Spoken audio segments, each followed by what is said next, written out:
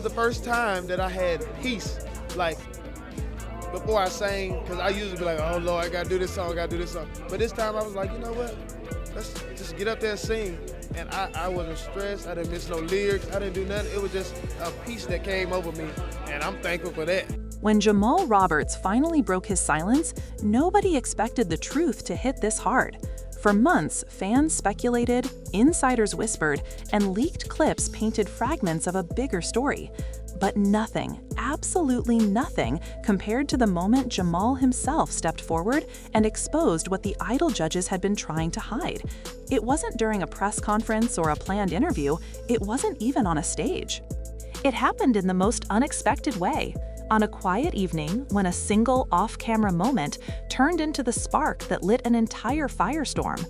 And once Jamal started talking, the world finally understood why the energy around his season felt tense, why his performances seemed controlled. 26 million people voted. Took the time out of their schedule to make sure I got this right here. That's an amazing journey. So many people believe in me, and that just gives me that urge to just keep moving and keep pushing. And why he often looked like he was carrying a weight nobody else could see. Because behind the applause and bright lights, there was a truth so carefully buried that digging it up would shake the entire foundation of the show. Long before Jamal became the face of this controversy, he was just a kid from Meridian who loved to sing. His voice wasn't polished, his life wasn't glamorous, and his journey didn't begin with spotlights. It began in small living rooms, church halls, and school talent shows, where he found comfort in music long before he found fame.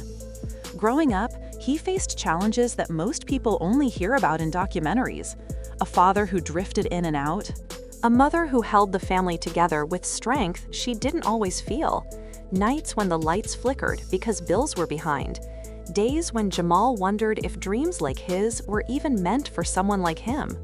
But despite everything, music became the one place where he felt free. He didn't dream of fame, he dreamed of honesty, of using his voice to carry the weight he couldn't always speak about. When Idol came calling, it felt like destiny.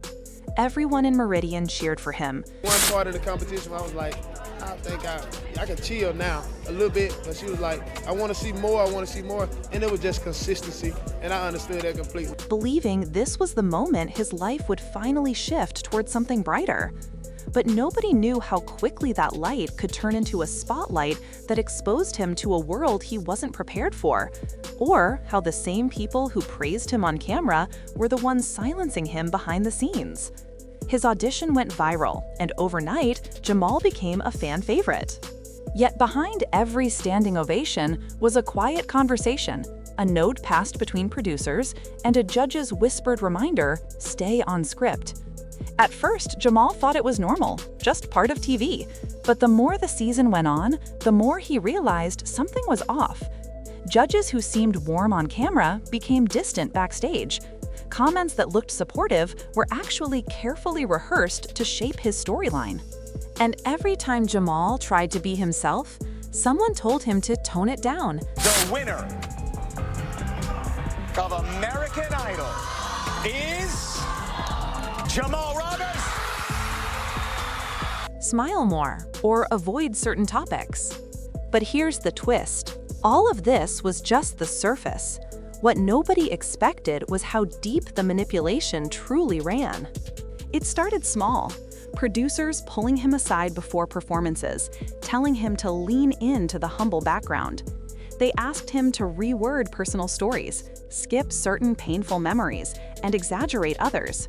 Jamal didn't want pity, but the show needed it. They needed a narrative, something emotional, something that would trend. And he just wanted to sing. But producers said, this is how it works. Judges nodded in agreement. That it'll settle in probably later on tonight or in the morning or something, but I'm just like, I'm in awe. This has been a dream. God is good, and I'm so thankful. I'm grateful for every opportunity. I'm thankful for American Idol. Everybody that's played a big part in this moment, I love you, and I'm just grateful. He respected them, trusted them, believed they had his best interest at heart. But slowly, that trust began to crumble. During Top 10 week, Jamal suggested singing a song that meant everything to him, a track connected to a memory of his late aunt. He spent nights rehearsing it, picturing how proud she'd be.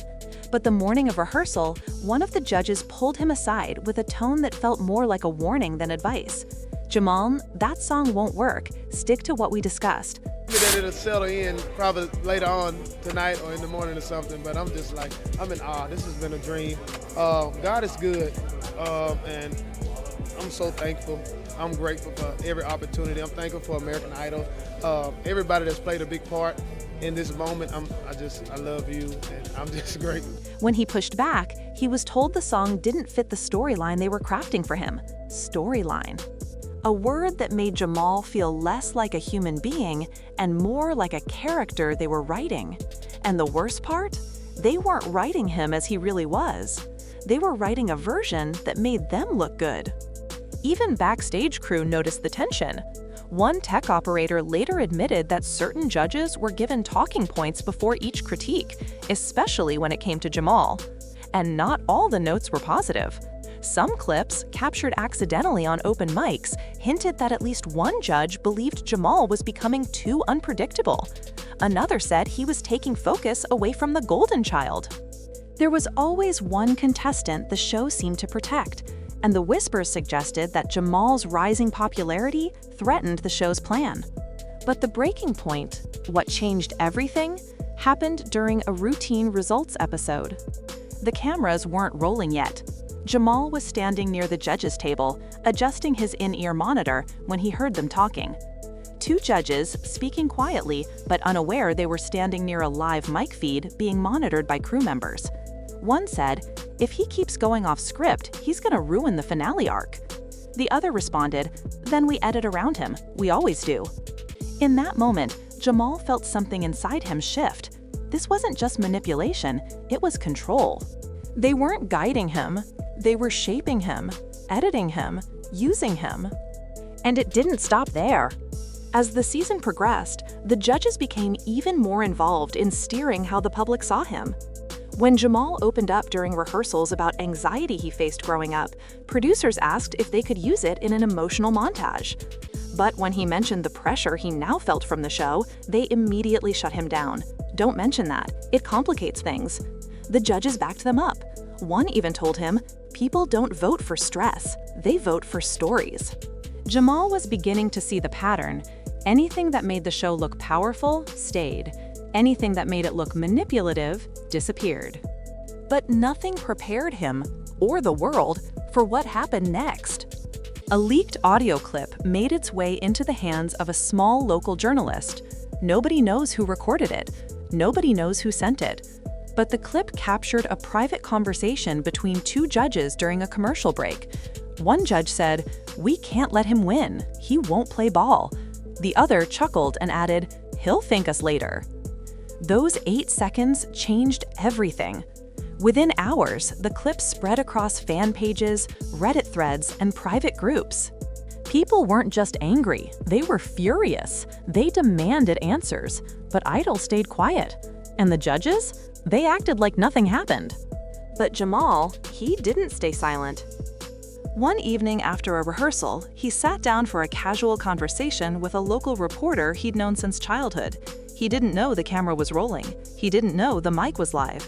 But when the reporter asked how he really felt, something in him broke open. He spoke about the pressure, the manipulation, the edits, the control. He talked about moments he wasn't allowed to show emotion unless it fit their script. He mentioned judges who acted supportive on screen but cold behind the scenes. He said, "They want the real me, as long as they can control the real me." That clip leaked too. And for the first time, Jamal's unfiltered truth hit the world. The fallout was immediate. Fans rallied behind him. Hashtags exploded. Former contestants hinted that Jamal wasn't the first to be silenced. People demanded the judges respond. But instead of acknowledging anything, the show tried to spin the narrative. Producers claimed Jamal was misunderstood. Judges said he was emotional. One even suggested he was overwhelmed by fame. The gaslighting was obvious, and the more they pushed it, the angrier people became. Then, a new leak surfaced. A crew member released screenshots of judge group chats discussing contestants.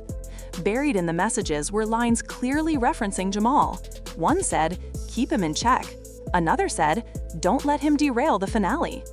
One message even read, "Avoid negative comments on air. Save them for editing." This wasn't advice. This was a plan, a strategy. Proof that the judges weren't just reacting, they were controlling the entire narrative. Jamal's family felt the pressure too. His mother later admitted that during his hometown visit, producers asked her to avoid mentioning past hardships because it didn't fit their updated storyline. His sister recalled moments where she was told to smile bigger or show more emotion, even when the moment didn't feel genuine. Their neighborhood wasn't a celebration. It became a set, a staged production disguised as a homecoming. And yet, the judges continued acting innocent, pretending that everything was perfectly natural. But Jamal wasn't done exposing them. In one final reveal, he shared that he had more recordings, backstage conversations, rehearsal notes, even voice memos from producers told to enforce certain judge directions. He didn't release them, not yet, but he made one thing clear: if they keep lying, I'll release everything. And suddenly, the judges' smiles on screen didn't look so confident anymore. The emotional impact on Jamal was heavy. He admitted he lost sleep, battled panic attacks, and questioned his worth because he felt like his talent wasn't enough unless it was packaged into something the show could profit from. His relationship suffered. His faith in people broke.